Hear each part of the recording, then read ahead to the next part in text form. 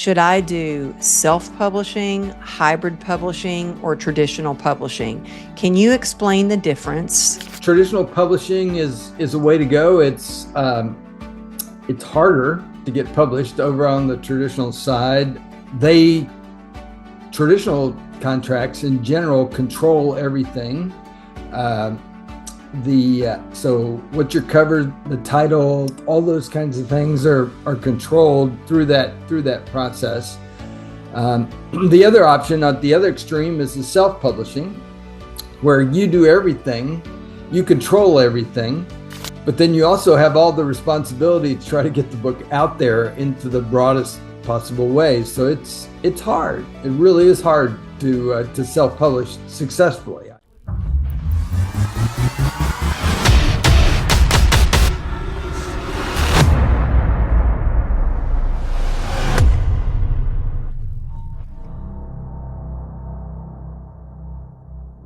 Hey there, thank you so much for tuning in to the Amberly Lago Show. I have such a treat for y'all today, especially if you have a story to share, a message to share, if you have a dream of writing a book.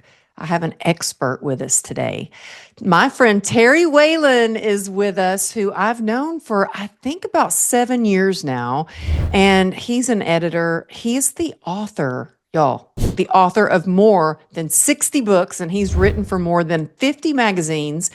And several of his books have sold over 100,000 copies.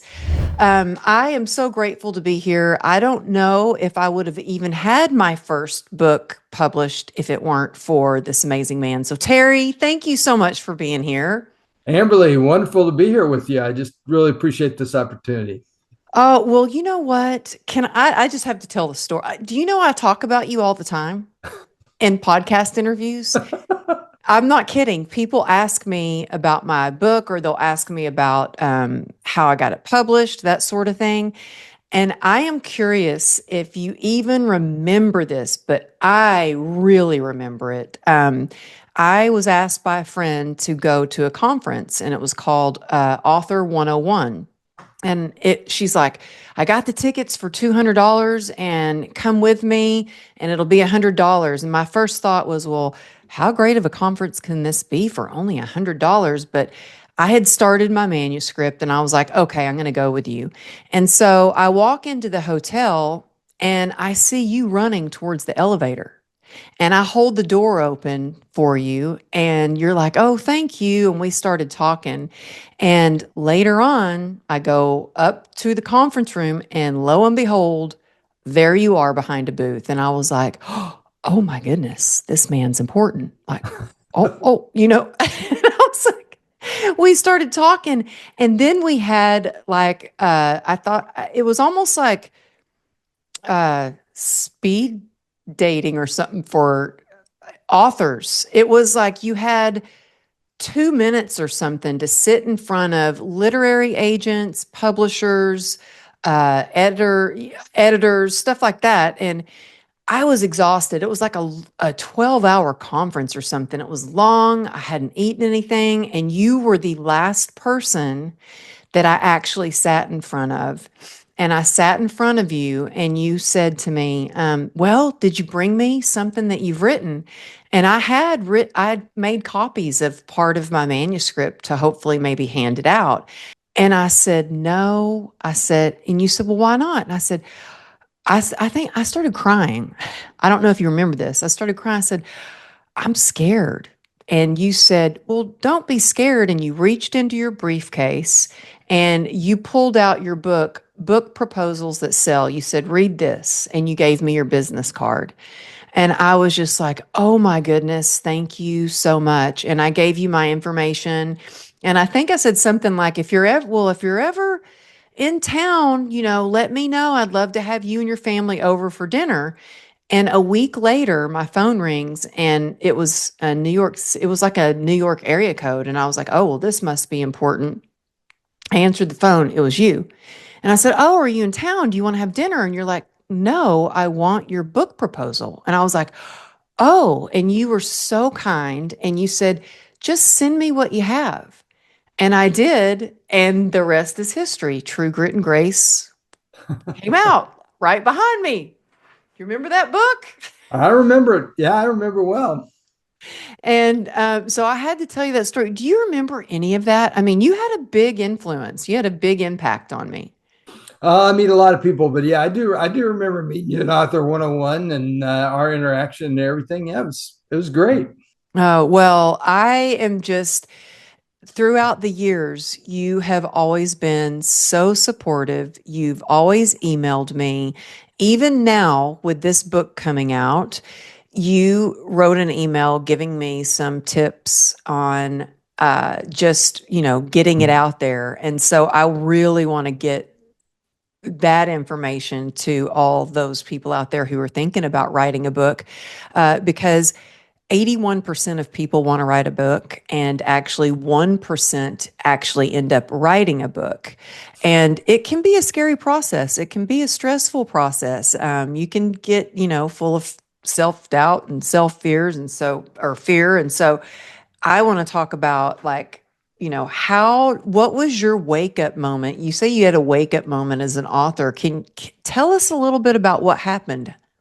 Yeah, I was a literary agent in Arizona. I had a little literary agency, and Mark Victor Hansen, the co-author on Chicken Soup for the Soul, invited me to come to his mega book marketing university he was having out in Los Angeles.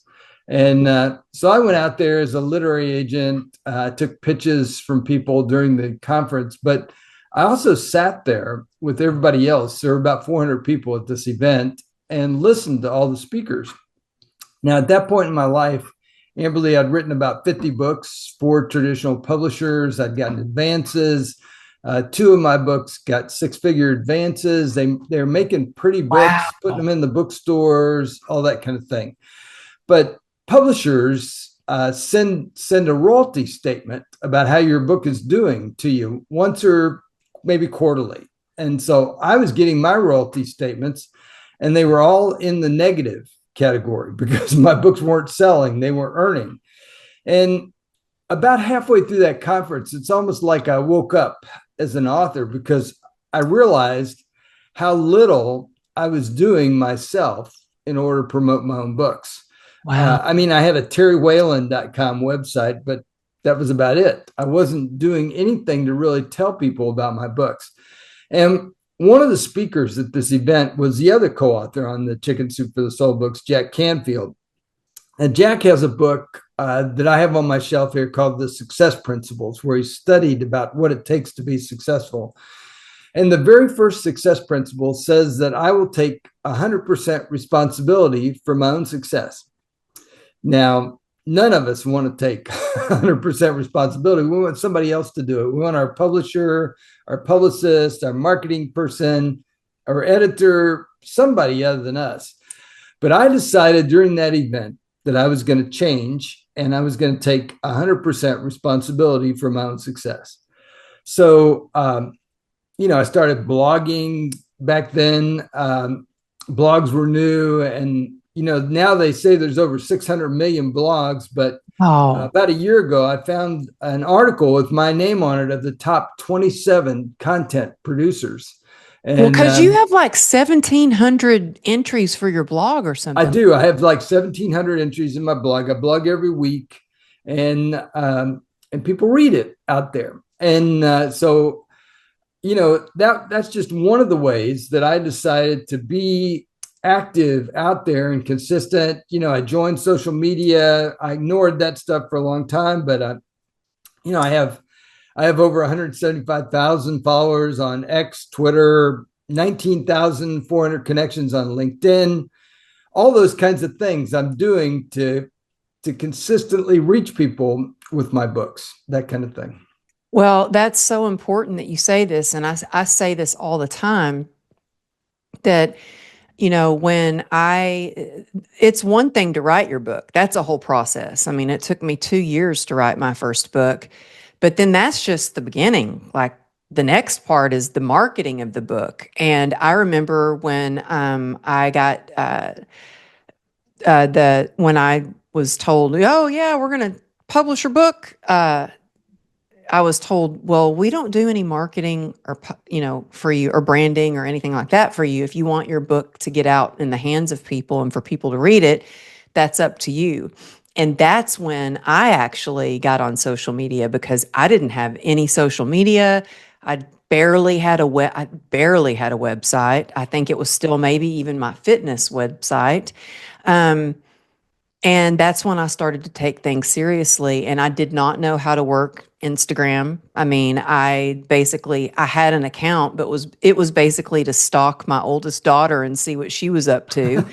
But then I got serious about like I'm going to start sharing my message, and I back then was like my goal was to get 10,000 followers in a year by the time my book was out, because that was back when if you had 10,000 followers on Instagram you could do a swipe up.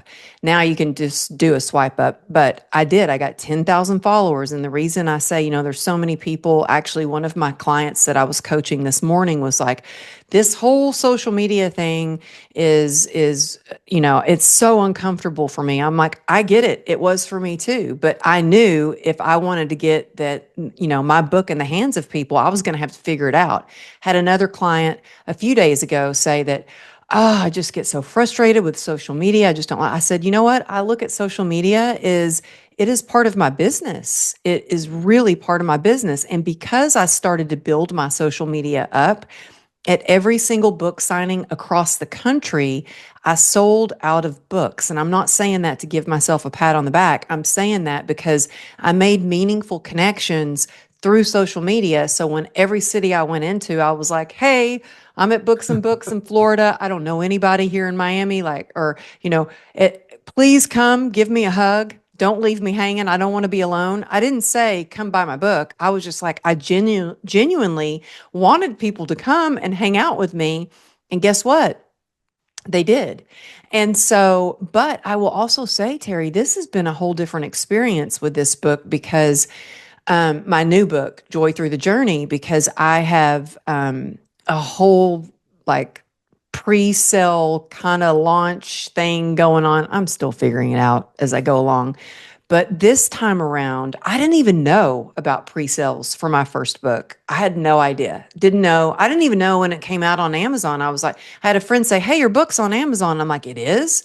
Um, but with this time around, like I have a website just for my book. And I've got, if you buy one book for pre-order, then you get, a free companion book, like all these different bonuses, which I didn't know all of that. I didn't know to gift my book to people as it came out. I didn't know about pre-sales, didn't know any of that. And so I definitely want to get into those things. Pre-sales are really important, and we've learned, for example, that from the national buyer Barnes and Nobles, that if you can get 300 pre-sales on your book, then that's the tipping point, so that they national accounts notice it, and then they put your book into every bookstore, every Barnes and Nobles in the country is what happens when that. But you've got to, push people to go over to barnesandnobles.com and pre-order your book. And it sounds like you're doing great at that. It's an important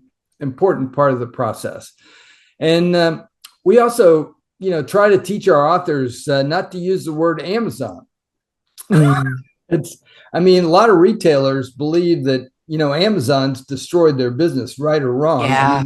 They're a big customer, but by the same token, you don't want to get blackballed or cut out of going to bookstores because you overused the word Amazon. So we try to teach people not to say that they had an Amazon bestseller, they just had a bestseller, Yeah. or not to say they had a 5-star Amazon review, they just had a 5-star review. Yeah. So cut that word out of what you're saying, and then it'll help you all the way around on that area. Well, I have a question for you. So, for instance, for Barnes and Noble, you said 300 book sales. So I'm speaking at quite a few events in the new year, like a lot. And several of them are ordering, like one event is ordering 400 books, another event is ordering 300, another event is ordering 300. And ordering from different places, like there's all different places like there's BAM, there's Porchlight, but I'm also ordering from Barnes and Noble. But does ordering a big bulk order of 300 books from Barnes and Noble, does that raise a flag up that, uh-oh, this is not That's a right? good question. I'm not sure I know the answer to that, Amberly, but it's those individual orders from BarnesandNobles.com that will really tip the scale for them, I think. So yeah. Oh, yeah, and that's why I've been really trying to promote Barnes and Noble. So, everybody listening, please go buy my new book at Barnes and Noble. Help a gal out. Help a gal out. I've been over here working hard on this. Terry, I was getting up because it was a lot different with this book because I had deadlines. And if I didn't make those deadlines, then I wasn't going to get the rest of my advance or I wasn't going to get my book published in time. So I have a lot of people that go, oh, well, I just don't have time to write a book. I'm like, you make time to do it. So I was getting up at 4 o'clock in the morning to write. And then on Saturdays, while my family slept, is my most productive time is when they're sleeping because there's no interruptions. And I would write for like 6 hours straight while they were sleeping. And so make the time to do it. It is a lot of work, but it is absolutely worth it. I want to know before we get into more of that because I have some there. I'm sorry, y'all. It's kind of selfish questions that I need to know about my book that's coming out. So I'm always curious. I always have to ask. But for those that they want to write a book, where should they start? Can you give some, like, there are listeners that are going, well, I do want to write a book, but I'm scared, or I don't know how, or I don't know where to begin. Where should they start? Well, I always think the first place to start, whether you're writing a children's book or a novel or a nonfiction book, is with that book that I gave you, that book proposal, because that is essentially your business plan. I mean, even if you self-publish, you want to write a book proposal. So people can go to I've got a revised edition of that book. I think since I gave that one to you, I think you have the brown cover one. This one's got Well, I did. I gave it away. I need to order another one because this. they never gave it back to me. Yeah, that's what happens when you do it. But people can get a free copy of the ebook from me if they go to book proposals, plural, bookproposals.ws for website, and that opens up a page where they can just push a button and get a free ebook version of the book from me. So That yeah. is amazing. Thank you so much. We will definitely have that in the show notes. So if you're driving or out for a run and you didn't have a chance to write that down, it will be in the show notes and you can find that so you can get that free ebook. I highly, highly recommend it. I had it, I read it, I gave it away. I've told people about it. Like I said, I didn't get my copy back. Maybe I'll just go to make sure get the free And ebook. you know why we give away that free ebook? We do that because we've learned through the years that if somebody gets that ebook and starts to read that free ebook, there's a high probability that they're going to turn and buy the print copy of the book. And so we've learned that we lose nothing by giving away that free ebook, and then ultimately it drives print book sales. That giving away that free ebook, it's not real. It's almost counterintuitive. It's not really what you'd think, but everybody thought when ebooks came out they were going to overtake the print books, but Not for me. no. Overall, I mean, I've even heard the chief executive officer at Marcus Duhay stepped down from Penguin Random House, but he said that it was worldwide. It's 85% print, 15% digital. So it's not like our print books are ever going to disappear out there. We don't have to worry about that. Yeah, I mean, well, my preference is to have the printed, book and print, but to have the Audible version as well.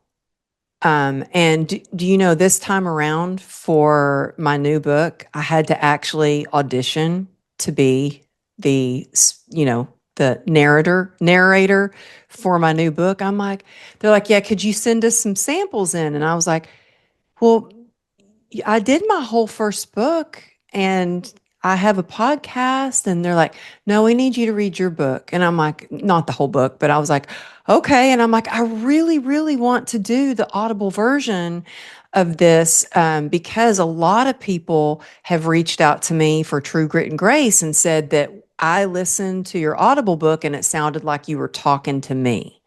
And so I wanted it to be that way. But I'm so glad that you brought up how you give this away and it leads people to buy your book. So all you authors out there listening, did you hear him say that?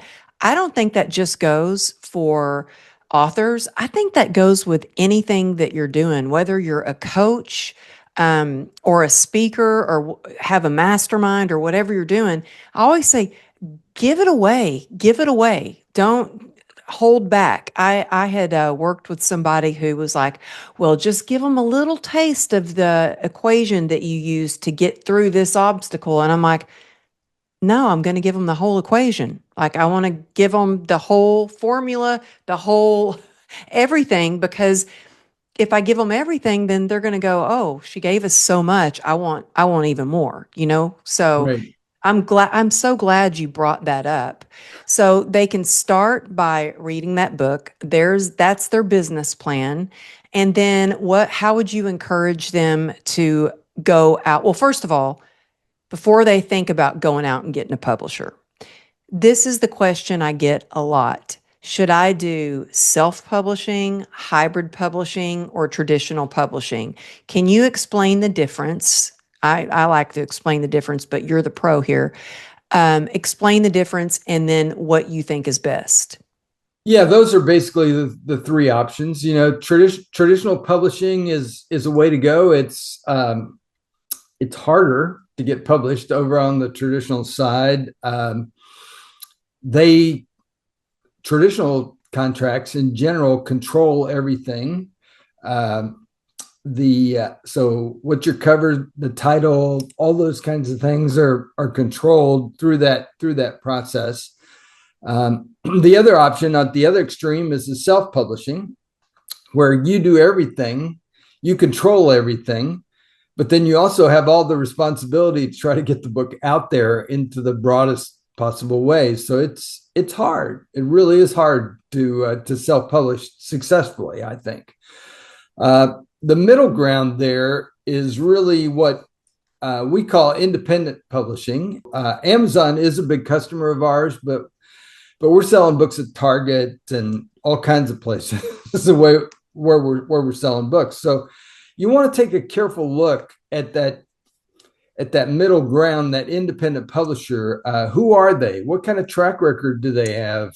Are they going to do what they say they're going to do? I mean, some of these people that are in that category, Amberly, to be honest, they say they're going to do this, but when you Oh, talk to I their authors, you totally agree. find out they don't really do it. So I get it. Yeah. I have heard so often that happens. Like more than not, I've had people that have told me that they have gone with the middle person and it hasn't worked out.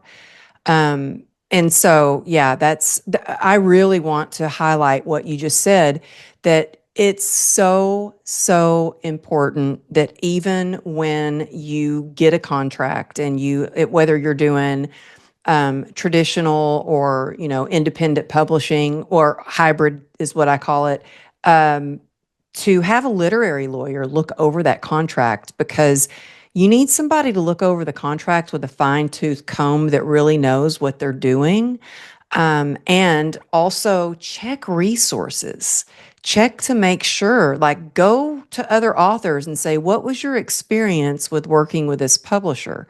And I know for me with Wiley Publishing, I had a sticky note on my computer for 2 years for a book idea. And my dream was to be able to work with Wiley because my favorite author, John Gordon, has published all 30 of his books with Wiley. He's on book number 31 or 32 now. I don't Wow. know. Um, Also, Renee Rodriguez, Ben Newman, some of my really good friends have published their books with Wiley. And so when they emailed me, I was like, holy moly. I pitched them the idea and they said, yeah. And I want to go back to what you said about traditional publishing being hard. So this is the difference with traditional publishing versus self versus like being the middle kind of publishing. With a traditional publishing, I still had to write in a proposal. And Terry, I had to give so much information. And it was like, if you have to have, with a traditional publisher, you do have to have a social media following most of the time, maybe unless you're somebody famous, but somebody famous probably already does have a huge social media following or presence. Um, they asked me how many events that I had spoken at in a year, how many attendees at each event, and what was, the demographic of those attendees, and how many events that I was going to be speaking at in the future, and what was my email list. Like, they wanted to know numbers, and the reason being is they want to know that you're going to be out there selling books for them. It's a collaboration. It's a teamwork thing, or it should be. It should, so I share that because I want you to know that if you're going the traditional route, to start working on your social media now and take it seriously and treat it like a business, because it absolutely is a business. And also share that it is teamwork. It's not that your publisher is going to make your book a bestseller. It's like, you got to get out there and hustle and advertise your book and talk about it. And I got to be doing that more. My book's coming out in February, which is right around the corner. Well, And they can those publishers can get the book in the bookstore, but what I learned really when I was at Mega Book Marketing University in 2007, that it's the author's activity that really moves that book out of the bookstore and into somebody's hands where they buy it. Because I mean, what a lot of people that are in the book business, Amberly, don't understand is that all the books that are there inside your local bookstore are 100% returnable for the lifetime of the book. yeah. So that's a crazy practice. It's been going on since the Great Depression in this country. But basically, when you go in your local Barnes and Nobles and see all these hardcover books that are in the bargain section of the bookstore, the true story on those books is they're getting ready to be boxed up and returned to their publisher. And Oh, they destroy these books. They don't put them out on the used market. I understand Simon Schuster even has a machine that blows them up and makes confetti out of them. So it's a real bad oh. deal. But the way you keep your book out there is just by doing these kind of podcasts like this, and then telling your publisher that you're doing these kinds of promotion things, because they can feed that information back to the bookstores and say, hey, don't return Amberly's book because she's an active author. You ought to keep that book out there in your stores. So those kinds of activities are really important for authors to be doing that, and let your publisher know. You may be marketing the daylights out of your book, but if you're not telling us, we can't feed that information back to the bookstores. Wow, that is such a great tip. Such a great tip. Yeah, and I have heard of, okay, I see this on Amazon actually, where it's like used book for sale. With my first book, it's like a used copy or something. And then also, I had someone, and my editor actually is the one who was keeping an eye on Amazon stuff for me for a while for my first book, because I was really clueless about what to do. And he was like, somebody has like they I guess had were selling copies of it that they had printed uh not legally or something. Have you ever heard of that? Yeah, there are pirated kinds of things out there, but I don't think that's a huge issue, but it is it is sometimes you have to just kind of be aware as much as anything. But Amazon's the big gorilla out there. You can't really do anything about what they're doing per se. You have to just kind of say, well, it's Amazon. But Exactly. And yeah. actually, at one time when I wrote my first book, I had my editor say, "Hey, did you know that you have coffee mugs, T-shirts, and this and that out there?" Somebody was printing up coffee mugs, T-shirts, and everything with my image, my book cover, and I was like, "Oh wow, that's great. Too bad that's not me. That's not me Wow. doing that."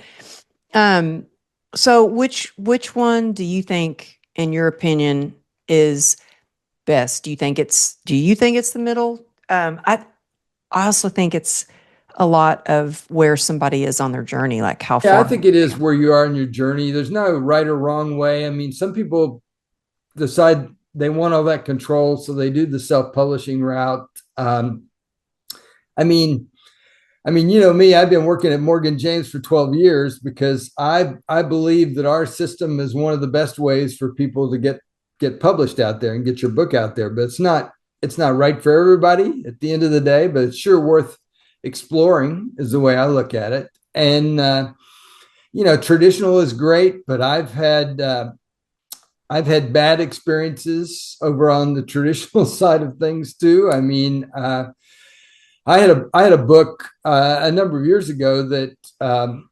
got a six-figure advance from the publisher.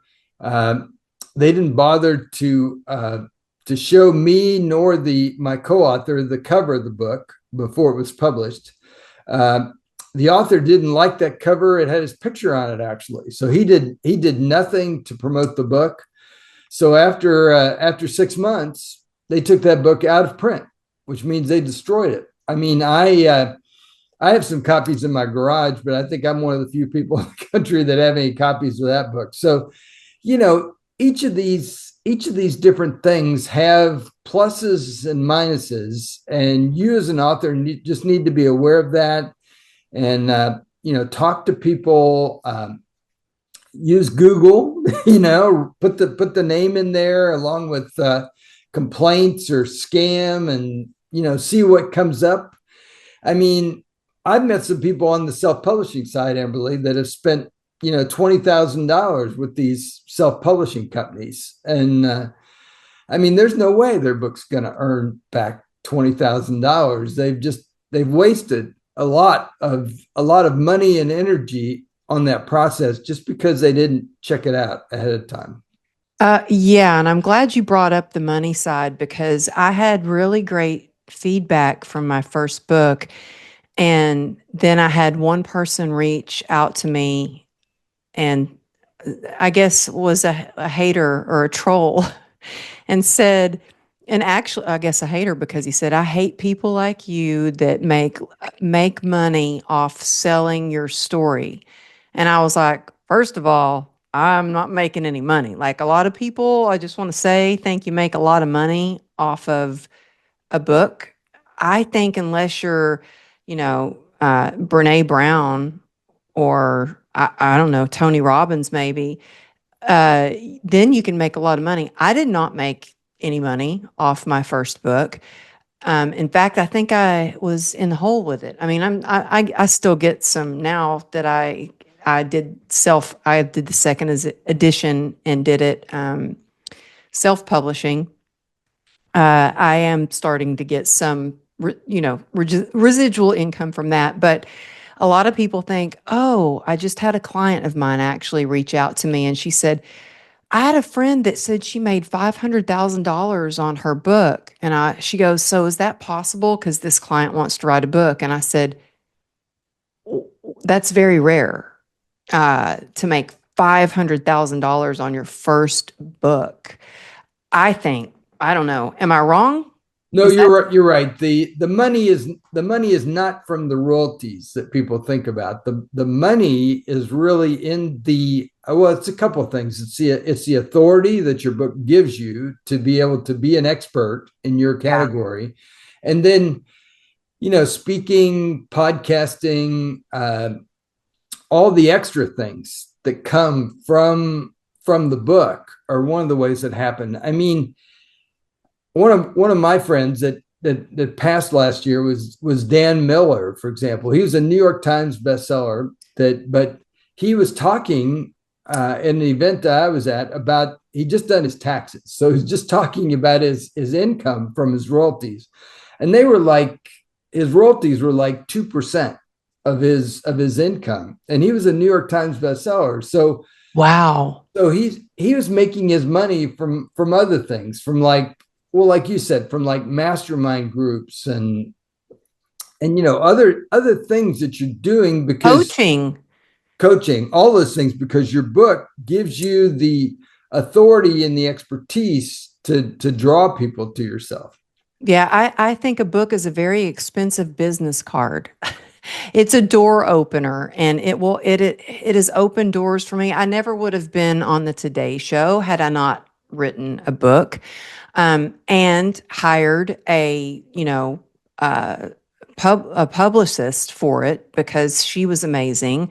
Having the right publicist is very, very important. I could talk to It is very important. I mean, I worked with an author a number of years ago that wrote this book called The Garbage Man's Guide to Life. And it's a great book and great cover, all that kind of thing. And his co-author and him, they put $30,000 into the marketing. Well, the problem was that they hired a publicity company that we'd never heard of. And, we've been in the book business for over 20 years. So you'd think if it's somebody reputable, we would have heard of these people.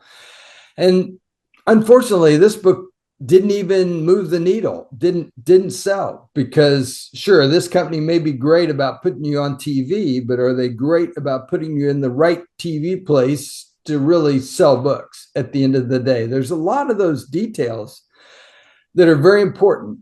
And you're making decisions about where you're going to spend money and what you're going to do.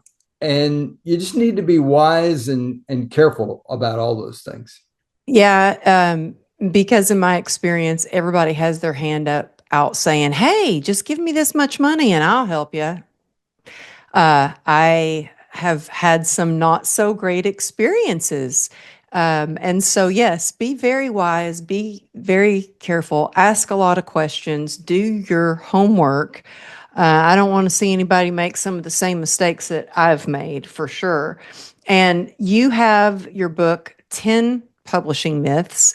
And I want to ask you about myth 7, good writers are born, not made. Can you talk about that a little bit? Yeah, there's this weird combination between having some storytelling ability and talent, and then learning the craft of writing and telling it. So I think good writers are really, it's sort of a combination of that. They're really made as much as they're born, in a sense. And so one of the best ways for people to learn that whole writing skill is really in the magazine area of the market. I mean, like you mentioned, I've written for more than 50 magazines. I've been a magazine editor, and writing a magazine article, you're going to reach, it's very easy with a magazine article to reach 100,000, 200,000, 500,000 people. Where with a book, if you sell 5,000 copies of your book, that's a good number if you've sold 5,000 copies. So what I encourage people to do is to write for magazines, because you can learn the craft of writing. You learn how to tell a story, have a good headline, how to have a beginning, a middle, an end, how to have what we call a takeaway, like a single point for the reader. You can do all that in 12 to 1,500 words, rather than working with a 50,000 or 100,000 word piece. So do that practicing with the smaller piece, learn your skill, get published out there, because those of us that are in publishing, we're looking for people that have been published. And so that credit is a good thing for you. And at the bottom of your article, you can say, Amberly Lago, author of such and such at this website. And you can drive people to your website just with those magazine articles.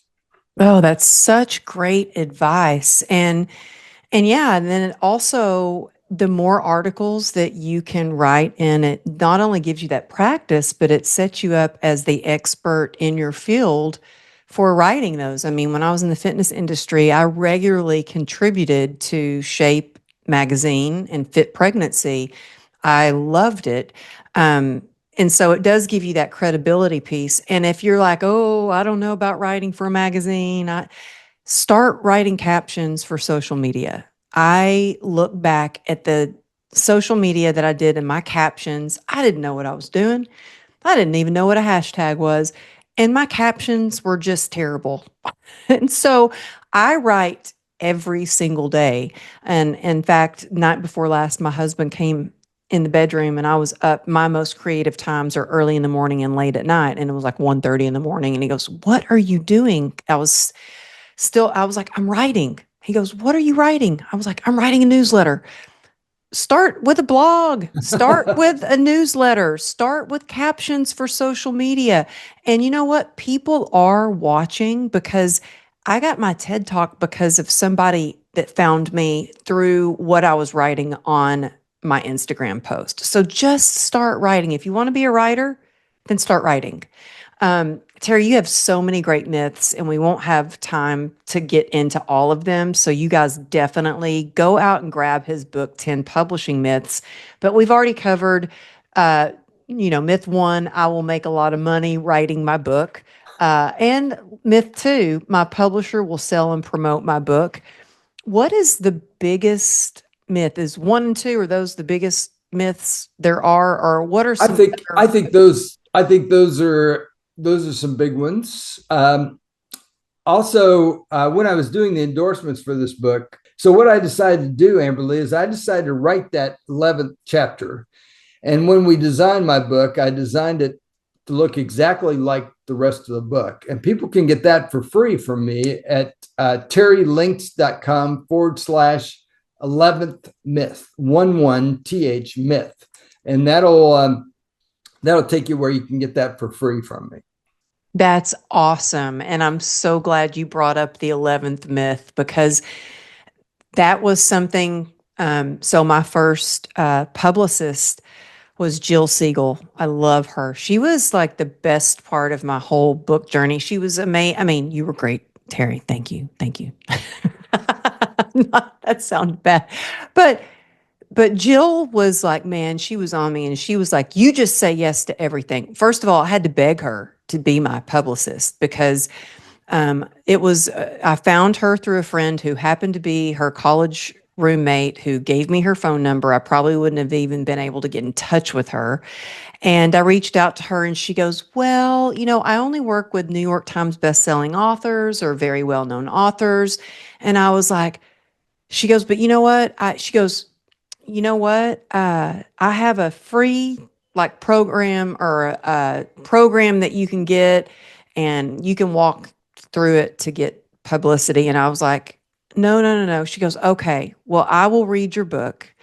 And if it's good, then we'll talk about it. And so she came back, she read it. She goes, wow. She was surprised. She goes, that was really good. And I said, thank you. She said, she goes, but yeah, I only work with like big publishing houses, stuff. And I said, I begged her. I was like, please, please. She goes, well, I don't offer any guarantees for being able to help you at all getting any publicity. I mean, you don't have social media, you don't, all these things.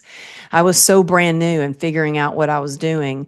And she was Muhammad Ali's publicist. And Wow. my actual words to her when she kept saying no was, I said, but Jill, I want you. I said, you're a badass. I want you. And she goes, oh. And I don't think she was expecting me to say that. And so she took me on and she said, you just say yes to everything. She said, you say yes to every interview, every blog, every opportunity to go live. You just say yes. And then she calls me one day. And so every day she was calling me, she was in contact with me every day. And every time she would, I'm like, yep, what do you need? What do you need? I'm a yes girl. I'm going to do it. What do you need?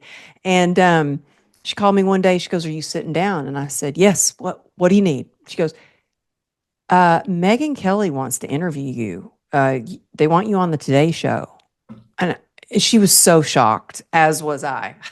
And so she was just so much fun. She went with me to New York and it was so much fun. But when you have a book, just because you send it to somebody doesn't even mean that it's going to make it to their desk. I can't tell you, I am, you know, I get books all the time. I'm not famous. I'm not a celebrity, and people send me their books all the time. I've got stacks of books that I haven't had a chance to read yet because I get so many, which thank you if you've sent me a book. Thank you. It's on my desk of books that I haven't read yet, but and I say the word yet. But yeah, you can't just expect that if you send somebody a book that they're going to have you on their show or even their podcast or even share it on social media because that's what a lot of people do. They want to send you their book hoping that you will share it on your social media or something like that.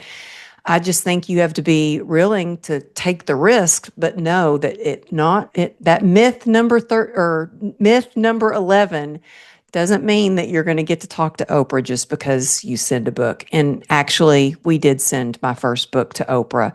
I'm sure she's just hasn't had a chance to read it yet, and she'll get back to me. Someday. Yeah, she'll get back to me. Okay, now, so I have some selfish questions to ask. How does someone make the list for? I know there's no more Wall Street Journal bestselling. I know that, there's politics when it comes to New York Times bestseller. And I know that there are publishers that will never get their authors, even though they've sold hundreds of thousands of books. They, for some reason, will not make New York Times bestseller because of the politics behind it. But how do you get to be a today's USA Today bestseller?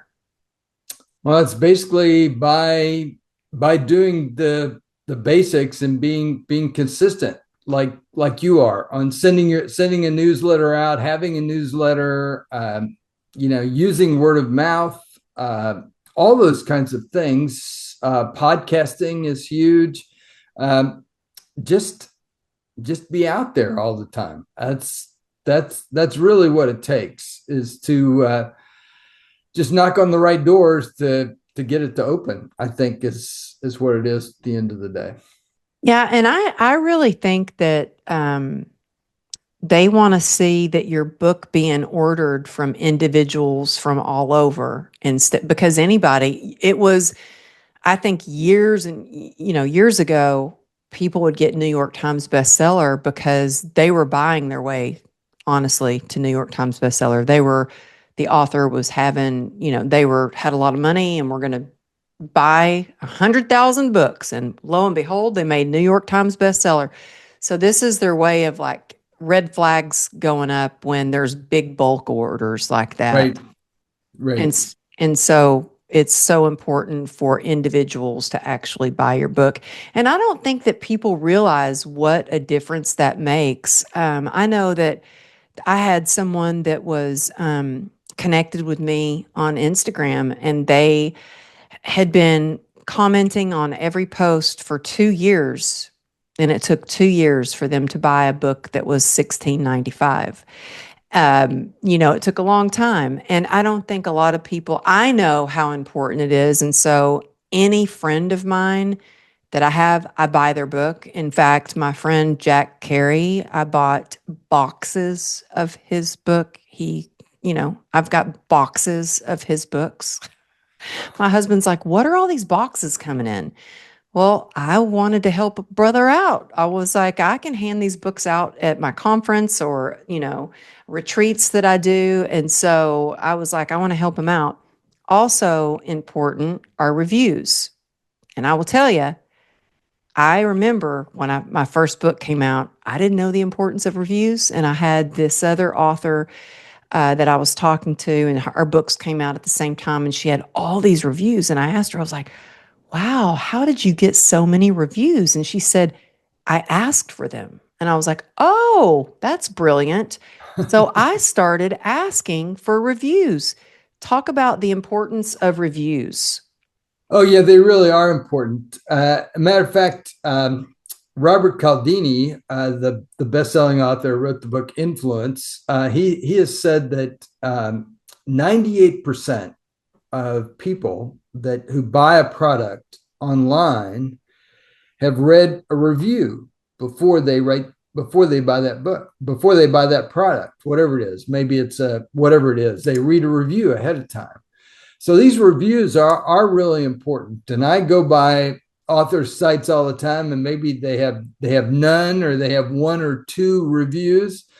So it takes work. You have to ask people and encourage people to do it, make it easy for them to do it, all those kinds of things. But these reviews really are a very important part of the process, and not just on Amazon, but on Goodreads and BarnesandNobles.com, and on book sites like, Powell's Even on Bookstore. Audible.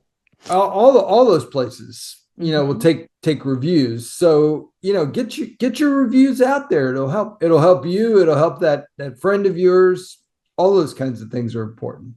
Yes, that is so important. That's why every author that reaches out to me and says, I'll give you a book, I said, no, I'll buy your book because I want to leave you a review. Like, okay, for instance, if you're leaving a review on Amazon, you want to actually have purchased that book on Amazon or that product on Amazon and leave a review because it will say that it's from an actual purchase, not that somebody's just going and leaving a review. Yeah, it's a verified review. There's a lot of my reviews on Amazon where I haven't bought the book, but I think that's okay too, So you don't have to have bought the book in order to be able to write a review on those sites. So it's totally up to you, whatever you can do. Okay, well, that's good to know. Thank you for saying that. So, everybody, I want y'all to go buy my book and leave a review. I'm just saying, I'm keeping it real here. And let's see. Anything else you'd like to? I mean, I got a whole list of questions, y'all. I came with 2 pages of questions for Terry, and I think we've covered a lot. And I just, like I said, I could just talk to you all day. So, Well, what's your? I wrote this 10 publishing myths book that you've shown, really because I want to help authors have realistic expectations about their book, because there's so much of the process is out of our control, nothing that we can do. So what I did with every chapter in this book is I wrote a MBA at the end of the chapter, a myth buster action. It's something that author can actually do to get out there and sell books. So for example, I mean, I talk to authors all the time. They'll say, oh, I build my list on Instagram, or I build my list on Facebook or LinkedIn or whatever. Well, sure, those places are great. Don't get me wrong, but I could violate the terms of any of those sites tomorrow and get kicked off of those places. So if you're going to build something like a newsletter or a blog or a website, do it on something that you control, that you're not going to get Exactly. kicked off on. It's really important. And I did set up a site where people can get this book for like $10, along with over $200 of bonuses, if they go to just publishingoffer.com. It's simple, and it's a way that they can get this book, and that includes the shipping to get the printed book, because I want people to read this and really be able to succeed with their book and not get stuck out there. Yeah, it's so awesome. And I love it. I love how it's printed. And I love that it's easy to read. And, I love your Mythbusters at the end of every chapter. It makes it so it's awesome. And you could just take the Mythbusters. If you could skim this, but if you're like, I need to read it right now, but I don't have time, grab the book and read the Mythbusters because they're amazing. Um, I just it's so, and it's so easy to read. Thank you for making it so easy to read for me. And then I have one other question. When doing a printed book, when should an Audible book come out? Is an Audible book important, or should you just focus on the printed book? Well, I love, don't get me wrong, I love audiobooks, and audiobooks are listened to all over the place. We don't necessarily do the audiobook right away. In other words, we often wait maybe a year to see how the book's going to sell, and then you can do a relaunch almost with that audiobook. My 10 publishing myths book, for example, I don't have an audiobook on that. I'd love to have an audiobook. If there was a easy, simple, inexpensive, not consuming lots of time way for me to get my book into audio, hey, I'd go for it. So that's something that people can sort of be watching and thinking about. Yeah. No, don't get me wrong. I love audiobooks, but they're time consuming and can be costly, for the author to be able to get those things together. So you just, Yeah, again, you want unless to be you're with cautious like about it. yeah, like with me, they will actually pay me to go do the audiobook. But you're so on with you are right on with the AI. So I just had a guest on the show before you talking about AI, and he recorded an entire podcast episode with AI who had generated a voice that sounded like his to do the whole podcast. And he shared it with his mom. And his mom said, "Yeah, that was great. You sounded great." And he said, "Mom, that wasn't me. That was AI generated," which is pretty scary. It is scary, yeah, in some ways. I think that sort of thing, it reminds me of Terminator when, he gets on the phone and he can sound like Sarah Connors or any voice that he wants, like her mom or something like it's wild. But anyway, thank you so much, Terry. Tell us where everybody can find you and all of your books, your blog with over 1,700 entries, and follow you on X and LinkedIn. What's the best place for people to find all your books and you?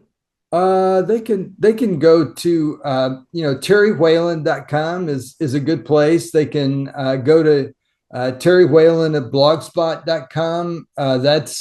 That's where my blog is. They can find me on X at Terry Whalen. I think I'm pretty easy to find. I try to be easy to find out there. And I really do. I am one of these people that I answer my email, I return my phone calls. Really try to be one of the accessible people that are out there in publishing. A lot of these people in publishing, you really can't reach them. That, like Amberly was talking about, it's very, very difficult, hard to reach some of these people, and I try not to be hard to reach. Is one of my goals here. Yeah, and you are amazing at getting back through email or phone call. I mean, seriously, you're amazing about that. So, thank you so much for being on the show. Thank you for your 10 publishing myths. Y'all go grab the 11th myth. Go grab his 10 publishing myths. He's giving you a huge discount on this book. If you're really thinking about writing a book, which 81% of you are listening. And I know if you're listening to this, I want you to go, "Oh, there's my sign. It's time to write my book." Write your book. This is your sign. Go write the book. So Terry, thank you for being here. And y'all, thank you so much for tuning in to the show. I appreciate you so much. It's because of you and you subscribing to the show and your review. When you leave a review, I read every single one, and it helps other people know if they're going to listen to the show, but also it's going to help me to know what kind of content really resonates with you. So I would really appreciate for you to subscribe and leave a review. And I just appreciate you tuning in. So thank you. Have an amazing day, and I'll see you next week.